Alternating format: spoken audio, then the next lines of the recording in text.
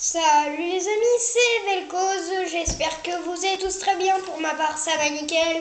Aujourd'hui on se retrouve pour une nouvelle vidéo, pour un tour magie expliqué avec un jeu de cartes Bicycle. En tout cas j'espère que ça vous plaira. Si ça te plaît, lâche un pouce bleu et abonne-toi. Alors voilà. Alors c'est un jeu de cartes Bicycle totalement normal. Voilà. Donc je vais retirer juste cette carte, voilà. Bien sûr, il n'y a rien d'autre dans le paquet de cartes, voilà. Enfin, dans l'étui du jeu, que je vais remettre de côté, voilà.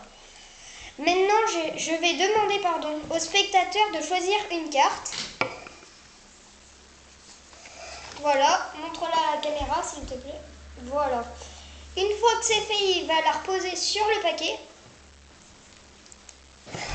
Et je vais couper le jeu une première fois. Alors là, bien sûr, il y a la carte du spectateur.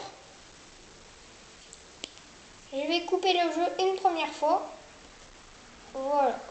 Mince. Voilà. Je vais retourner le jeu à présent et le spectateur va couper autant de fois qu'il le souhaite.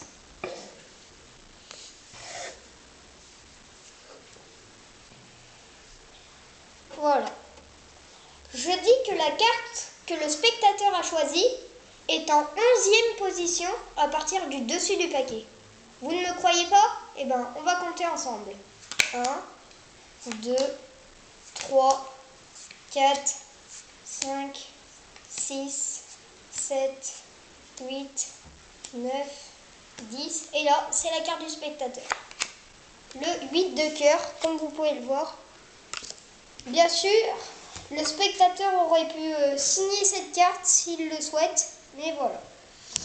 Enfin bref, passons tout de suite aux explications. Pour ce tour, vous aurez besoin d'aucun forçage, voilà. Vous aurez juste besoin d'une petite préparation. Alors ce que vous allez faire, vous allez prendre une famille en entier. Par exemple, moi c'est les piques. Retenez bien votre famille. Alors moi je prends les piques parce que je retiens. Et vous allez mettre dans cet ordre. As, 2, 3, 4, 5,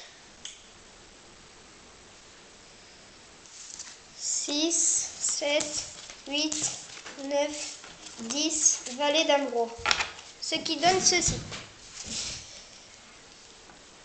Voilà. Une fois que votre préparation est prête, vous allez la placer en dessous du paquet. Comme ceci. Pour que l'as soit en bas. Vous retenez bien que ça soit un pique. Enfin, votre famille. Si c'est une famille de carreaux, vous retenez carreau. Alors moi c'est une famille de pique, je retiens pique. Voilà, une fois que c'est fait, on peut retourner le jeu. Et on va essayer de forcer, enfin, c'est pas un forçage, mais de faire prendre au spectateur une carte, mais pas dans la préparation. Une carte de devant. Voilà. Une fois qu'il la prend, alors là, cette carte est un as de trèfle. Voilà. Qu'on va poser bien sur le paquet. Et on va couper le jeu. Une première fois. Puis retourner. Le spectateur va couper autant de fois qu'il le souhaite. Et vous, il faut que vous coupez jusqu'à temps que ça soit un pique. Si votre famille est de pique, vous coupez jusqu'à temps que ça soit un pique. Pareil, si c'est de carreau, vous coupez jusqu'à temps que ça soit carreau. Alors moi c'est pique, je coupe jusqu'à un pique, voilà. Alors, bien sûr c'est le spectateur qui coupe. Hein. Là, on s'est arrêté au 4 de pique. Et du coup, votre carte, comme elle était, comme on a coupé, imaginons que là, avec un cap là, tiens, un as, la carte du spectateur, quand on va couper le jeu, et ben l'as, il va être sur la carte du spectateur, ce qui va faire qu'il sera derrière l'as.